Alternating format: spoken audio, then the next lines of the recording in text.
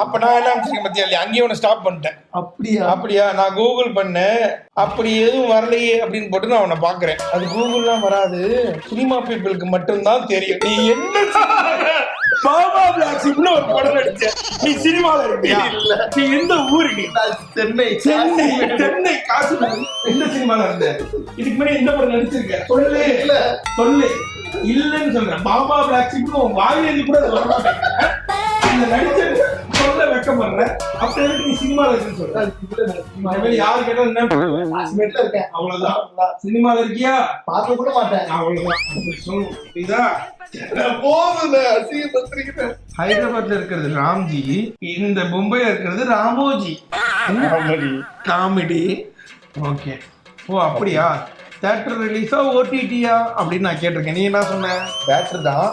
ஓடிடில Netflix வாங்கியிருக்காங்க for a whooping price.